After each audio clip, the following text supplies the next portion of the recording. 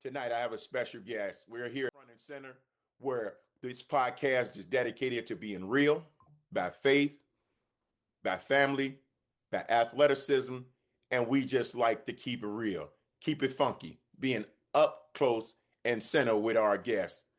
Today, I am overwhelmed to have an individual who I can go way back with years ago when my career first got it started after I walked away from JUCO, being an academic All-American, being an individual who was a preseason All-American, a gentleman who saw fit in me. So I like to introduce you all as the host of Up Front and Center, Mr. Randy Ball. Let me give you some Enoch, insight.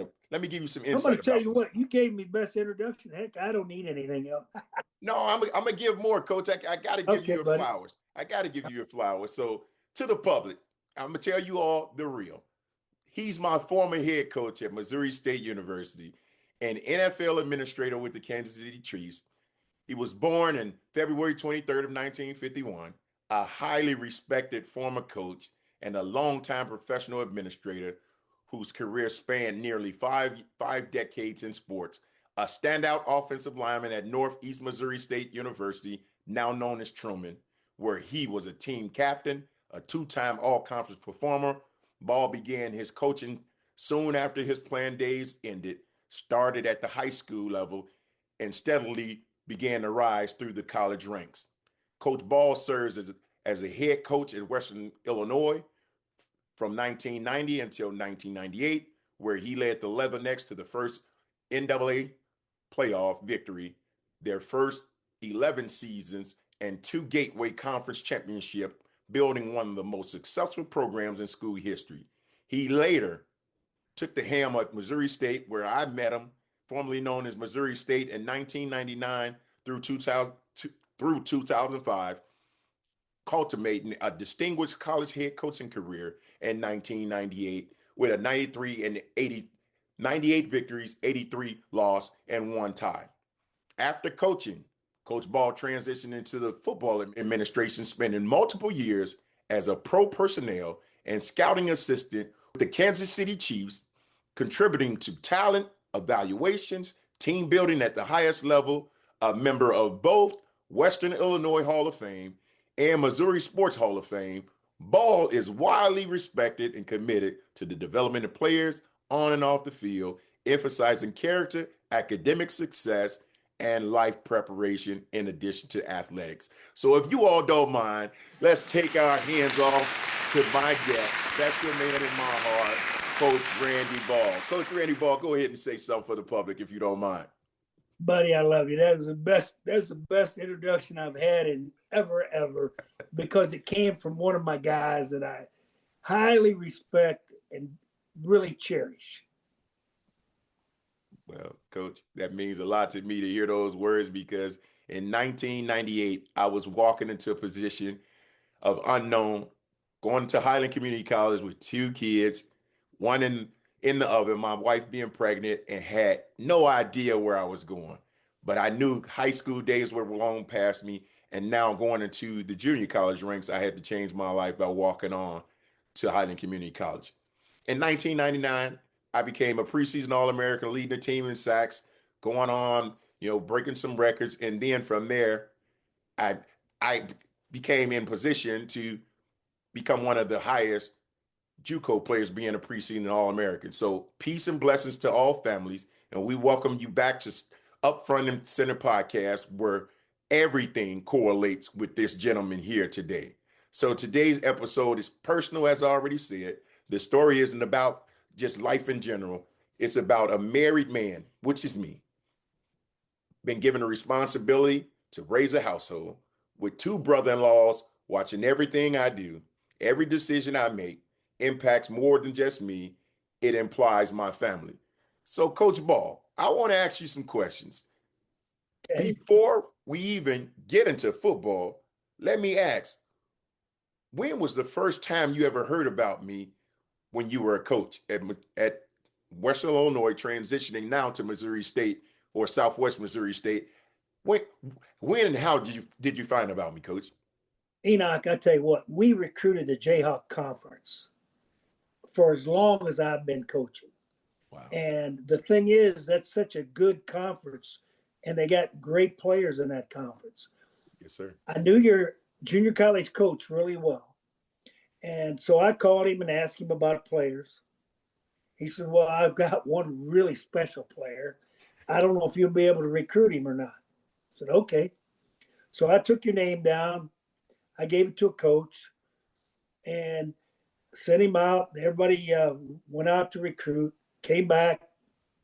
And I said, okay, who we got out there? Well, we got this guy, and this guy. Okay. What about that kid from Highland?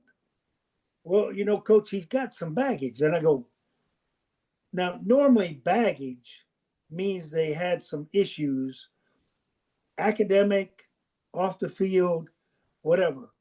So I go, oh, okay. We're watching you on tape. And I go, baggage. This guy's so good. What kind of baggage? What do you mean he had baggage? Coach, he has 2 kids and one on the way, and he's married and has a wife. And I go, buddy, that's not baggage. What are they with him? He's taking care of them there at Highland. I go, how quick can we get him in here? And he goes, I don't know. And I go, never mind. Let me call him. So I called you, talked to you, talked to your wife, Talisha, said, hey, I want you to come with him.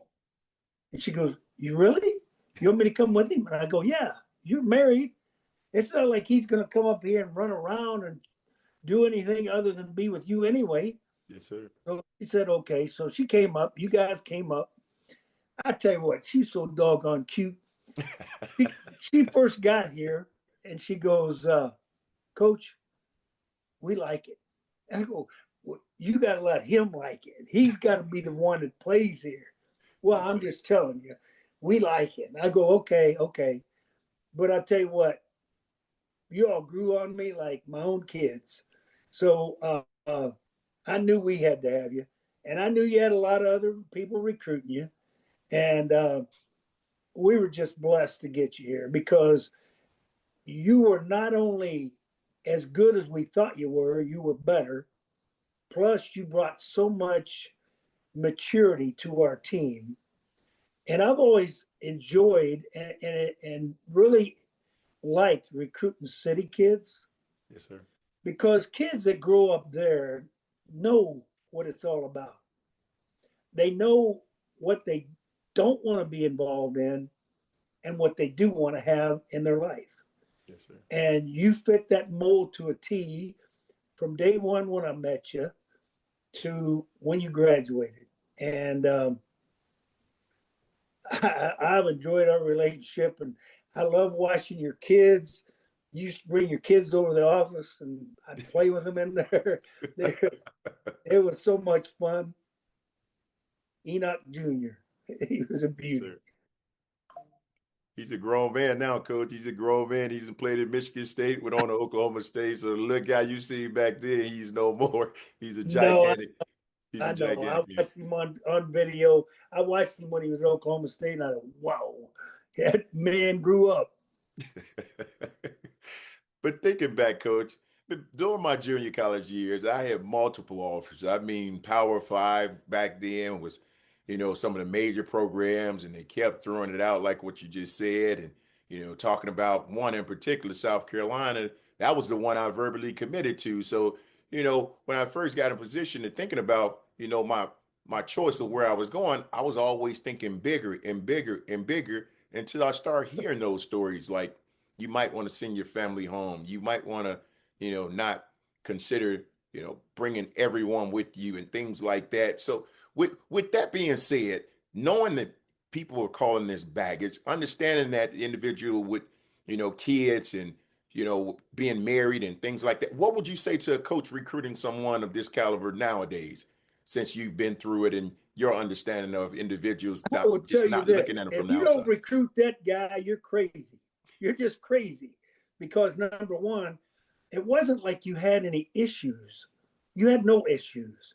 You were married and had 2 kids, one on the way. Those are not issues. I mean, every coach I had kids. So what's the difference? You got one guy that's going through it, and I will tell you this: some guys couldn't handle that. I get that, but after I met you and I met your wife, you could handle it without it. You could have had 5 more kids, and you'd be all right. Coach, I tell you this, that decision changed my life, not just for my career, my trajectory, but as a man, a father, a husband, and having you and all the coaches, Coach Dion Melvin, because that was the one you always talked about, those shoes, That's my Coach guy. Melvin. That's my guy. That's Yes, like sir. he's like a son to me. He's my granddaughter's godfather. Wow. Wow. Coach Little Melvin's red, a little redheaded Lucy Ball. That's her grand godfather.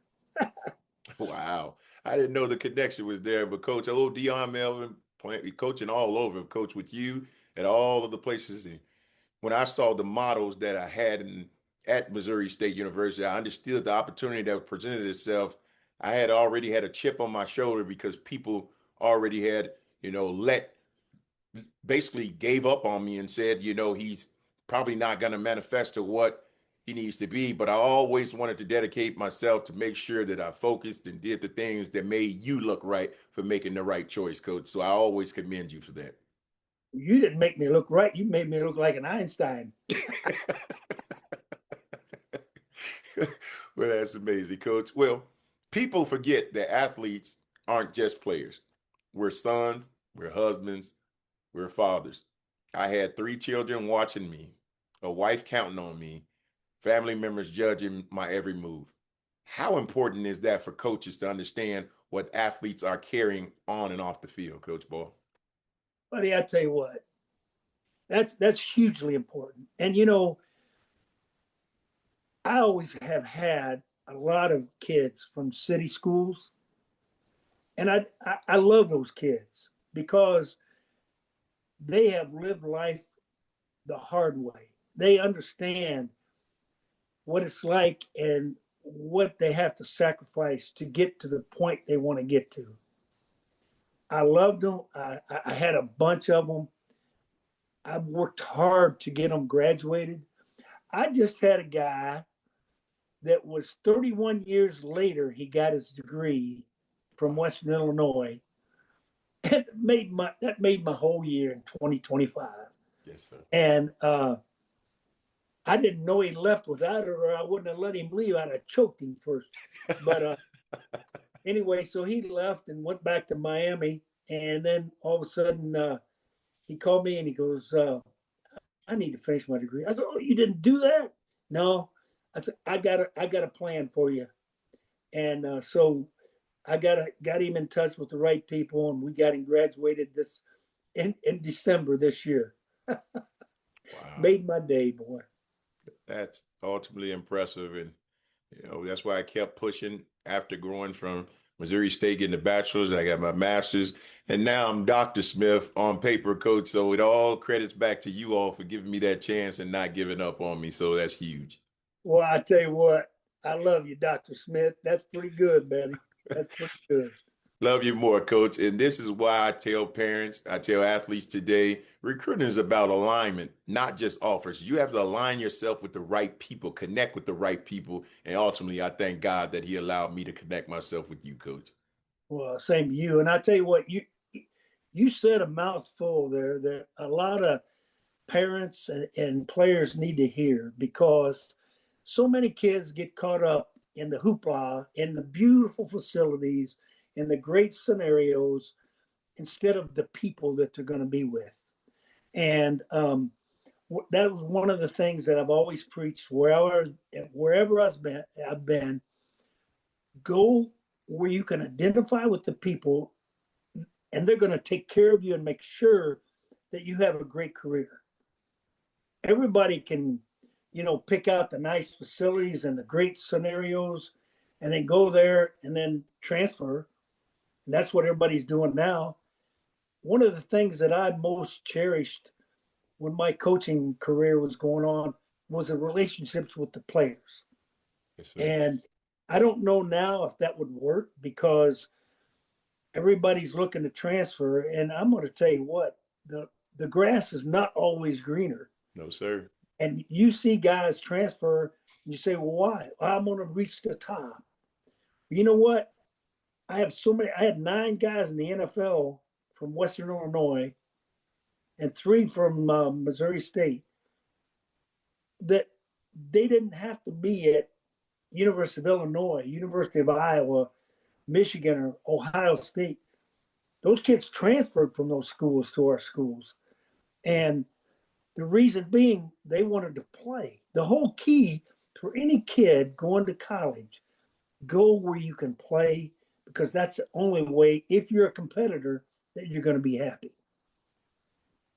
You hit it right on the head, Coach, because too many players get caught up in Division I, Division II, Division III. We always say it starts up front. It's all about going division free. So with all the NIL and all of this stuff going on in recruiting compared to when you were coaching, you already mentioned that it'd be kind of tough, but with character development and things like that, I think you would fit right in the mold, Coach. So give me your take on that NIL stuff that's going on today. Well, I understand that the kids deserve some money, and I get that, but it's so bizarre. I mean, I hear of kids going to like Ohio State, getting paid big time money and leaving after a semester. Yes, sir. And then never playing. And so it's, and I understand money is important to everybody. I get that. But you know what? Your college time is so important for development. If you're not chasing the dollar and you're just chasing a dream, that's what you want to do. And you know what? You can get to the NFL from Missouri State, from Western Illinois, from Eastern Illinois, from Illinois, any of those places. The key is to have relationships with the players. So I'm 74 years old. My team that I played on, we had 3 NFL players on it, Division II team. It's Truman State now. It was Northeast Missouri. We are so close. I know every guy on the team. We're very close. And we have reunions every 2 or 3 years. And our head coach is still living. He's in his 80s. But all of us are so close. And that was because we all stayed together. We had 3 conference titles. We had numerous All-Americans. Like I say, we had 3 guys. One of them was in the Super Bowl. He was a running back for Joe Montana when they won their first Super Bowl. His name was Lyndall Elliott. And so what more can you want? You got all the options. You got all the things. Now, would any of us like to have had money? Well, sure. But you know what? That money would mean zero to me right now compared to the relationships that I had. Yes. And the relationships that we built. That's amazing, Coach. You are spot on tonight. You're hitting it on the head because, that's what my mindset was when I left Highland Community College. I was like, I could make it from anywhere. And, during the end of it, the mindset is exactly what we teach at Starts Up Front. We build recruiting portfolios, not just highlight tapes. And after it's all said and done, Coach, you went out on a limb, not just from there. You even connected with Coach Jim Haslett with the New Orleans Saints to give players like myself an opportunity. So you're an ideal coach. So I think you could make it in any industry back then and now, Coach, just because of your character development. Well, I tell you what, I got better as I got older and more experienced in helping players get looked at by the NFL. I developed a lot of relationships, and there was a guy with the Bears back a long time ago. So I'm not going to name who he was. But I had like 2 or 3 NFL players, and I'd always called them because they were in our state at Western Illinois at the time. Say, hey, you got to look at this guy. You got to look at this guy. Finally, after a guy becomes all pro, he goes, you know what, Coach? I probably ought to start looking at your guys a little bit closer. Yeah, you should. Yeah, you should. And then they took 2 more later on. But it's like, once you get a reputation for shooting the guy straight, yes, and sir. I never made up any kind of. I had a guy come in, Don Beebe. You know the name? Yes, sir. Okay. played for Western Illinois. I recruited him for 4 years. 4 years. He came as a freshman, was homesick, lovesick. His family came to visit him on the way to Colorado with his girlfriend. Next thing you know, Don Beebe's in the car with his girlfriend and their family going to Colorado. Wow. So he left. He went home to Aurora. And so I was assistant coach at the time. Then I became a head coach, and I called him and said, "Hey, Donnie, how's everything going? What are you doing now?" He goes, "I'm playing junior college basketball. I'm really happy." I said, "Okay." Next year I called him. I said, "Well, how you doing now?" He goes, "I'm playing junior college basketball. I'm doing really happy." "Okay, I'm real happy. I'm doing good." So the third year I called him and I said, "What are you doing?" He says, I'm doing sighting." "Sighting? Buddy, that's not it. Is that what you want to do the rest of your life?" "No, but I'm making a lot of money." So we had there was like a kind of like a recession.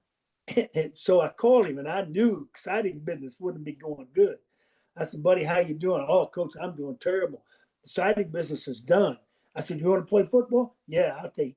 So he came after 4 years and then he was an All-American. Wow. So in comes a scout from Dallas who I really, great guy, Ron Marcinak. He would come in and he took my kids to a Dairy Queen in Macomb, Illinois, and bought them parfait Sundays. I said, don't take the man's change now. Just have an ice cream cone. Well, they both had parfait and a malt. So anyway, dang, they didn't listen at all. So anyway, so he told me, he goes, "Listen, if you get Donnie one more year, he'll get drafted." I said, "Okay." So I sent him to Shadron State where we had a coach go. And so anyway, he gets drafted. And so Buffalo Bills scout comes into Western Illinois when I'm there and he goes, "We're about to draft Don Beebe." I go, "Oh, that's a good draft. That's a good one." He goes, "You don't understand. I need to know for sure everything about him because if I mess this up, I'm probably going to get fired." I go, "What do you want to know?"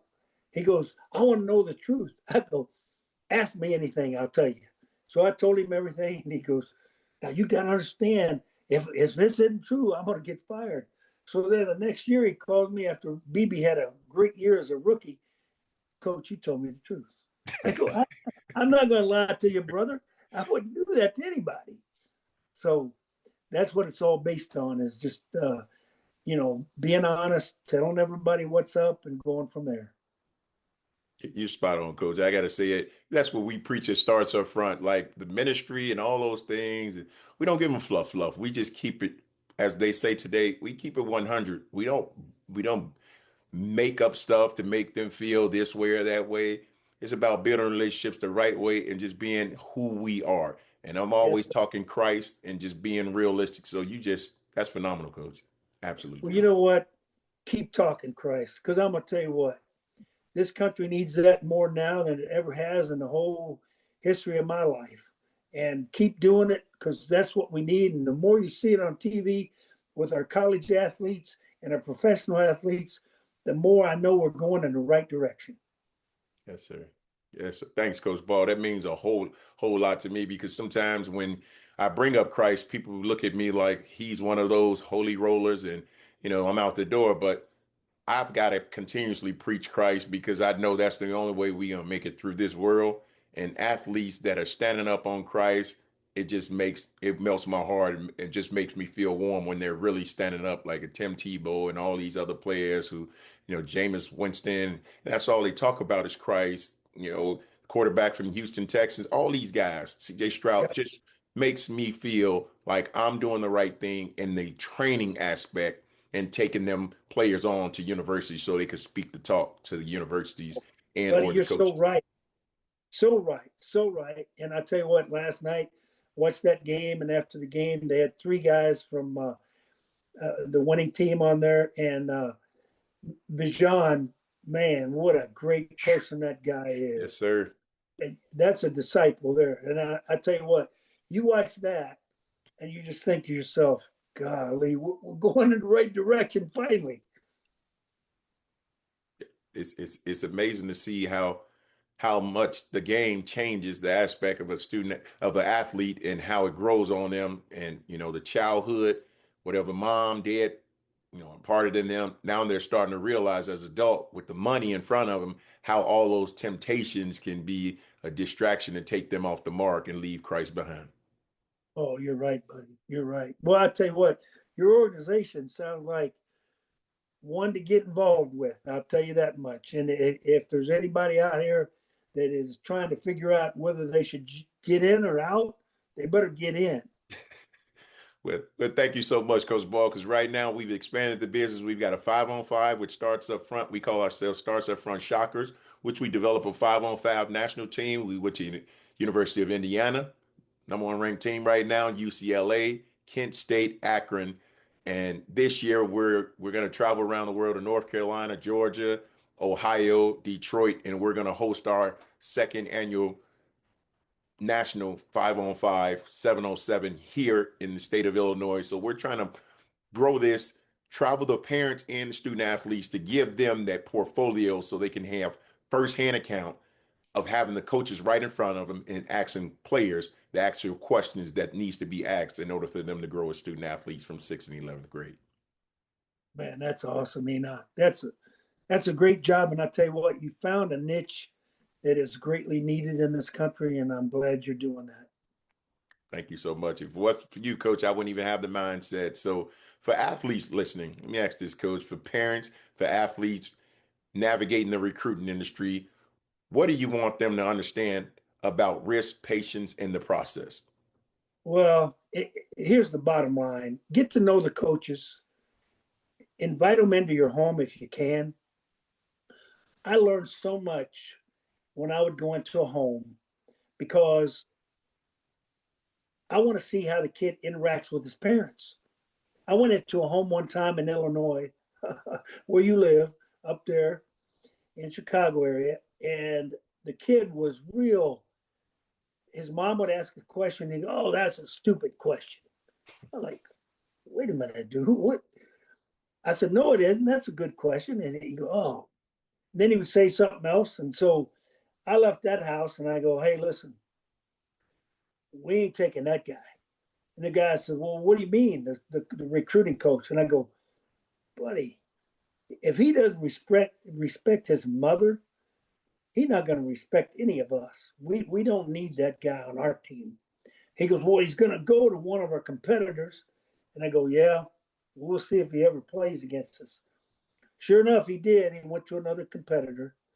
Sure enough, he never played against us because, but that gave you a chance to see them without, it's kind of like when you're at home, you kind of just be who you are.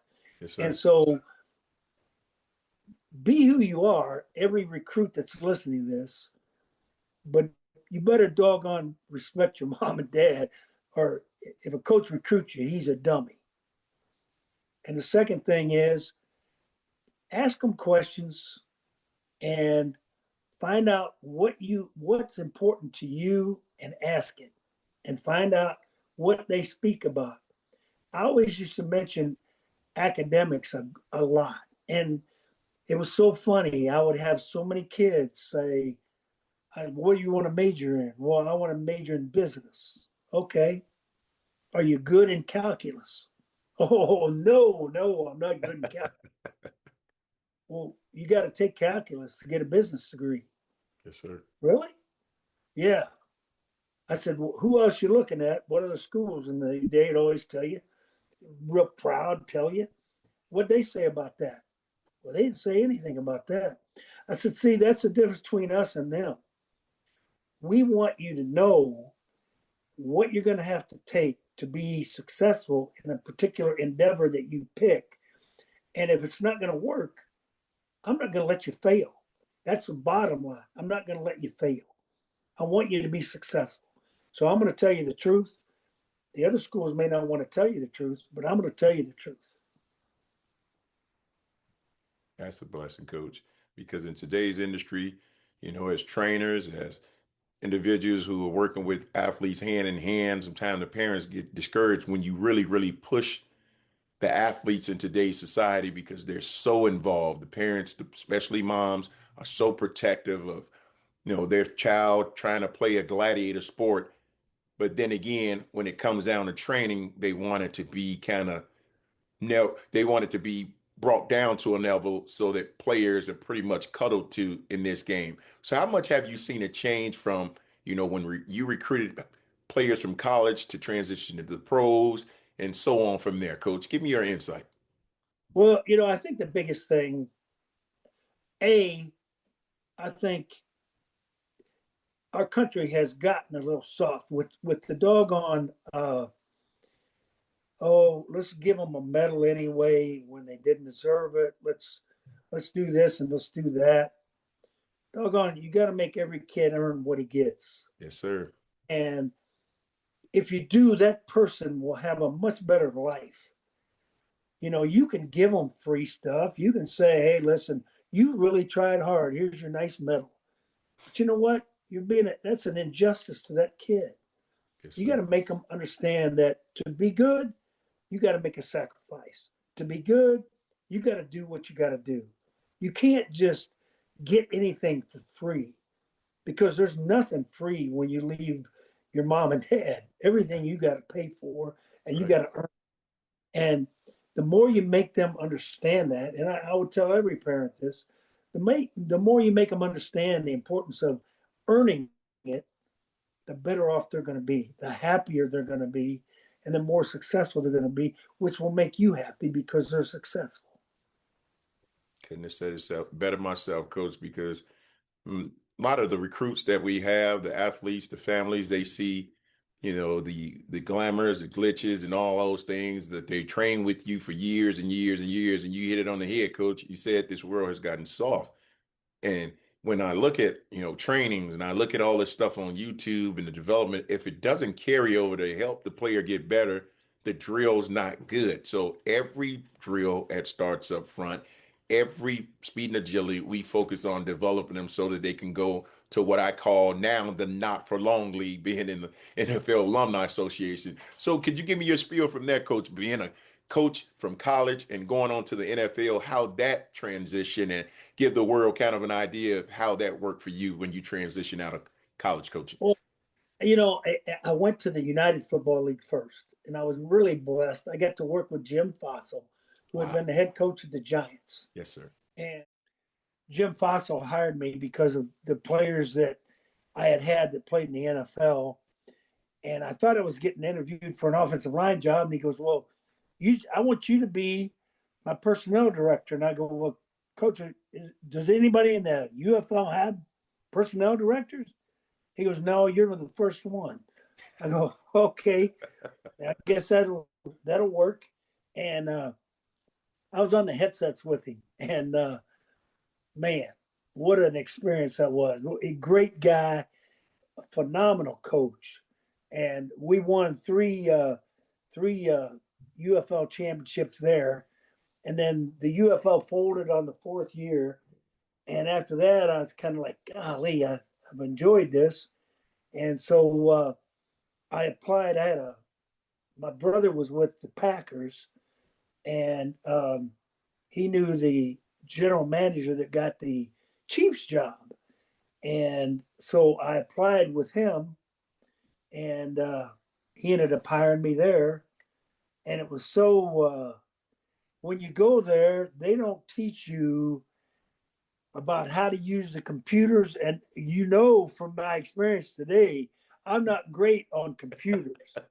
So I had to learn a lot and just about the computers, but I really enjoyed it. I'd go on the road. My job was pro scout, and there were three of us, and we would take turns going to scout our opponent. And then you come back and you meet with the coaching staff, offensive staff, defensive staff, special teams, and go through what you saw and what you think are their weaknesses and strengths. But you had to write up every player on their team. And in the preseason, you had eight total teams, four NFC and four AFC teams that you had to know everybody on the team.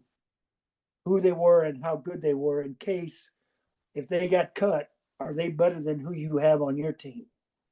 So it was a lot of time, a lot of effort, but I really enjoyed it. I loved it. I loved the Chiefs. I loved working with that organization. First class, great people. Um, really enjoyed it. That was a great time.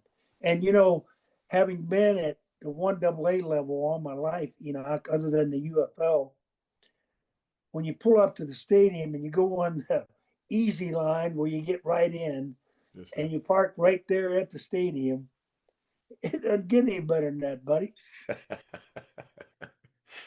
Well, it's a true blessing, Coach, to hear these things, what life prepared you for, what God has done for you. This episode matters because it exposes the truth, you all. Recruiting isn't about perfection, it's about projection. It's about who you're becoming, not just where you're at. Here it is. You heard it loud and proud from a gentleman that I love so much that came to share. One of the coaches took a risk on me. And because of that, I'm able to pour back into society, the next generation of leaders, teaching them how to become not Division One, not Division Two, not Division Three, but Division Free. So my hat goes off to you, Coach Ball. I thank you for sharing. I wish you and your lovely wife and your family nothing but the best. To all of our listeners out there, you heard it loud and proud. Please share with athletes, parents, coaches who need to hear this. You heard it from your very own, one of the very best that's been out there, Coach Randy Ball, Hall of Famer, professional coach, a great mentor, a philanthropist, a man of God who loves everyone. Coach Ball, I thank you so, so much for coming to share on tonight, being a part of this, sharing your time with me, giving back to share nuggets with the public or the overall general, everyone that's out there receiving this. We thank you, thank you, thank you so much, Coach Ball, and wish you nothing but the best. It's been my pleasure, and I wish everybody that listens to this, the very, very best, and make your life count. You all heard it. Take it from one of the best, Coach Randy Ball, a true, true gentleman in this sporting world who pours his heart into the next generation of leaders. Love you, Coach. Thank you so much for everything you've done for me and continuously do. Love you. Give your wife and kids a hug for me. I love you all. That I will do. To all of our listeners, before we get out of here, don't be shocked. Be a shocker. It up charts up front. Tick, tick, boom. Let's go.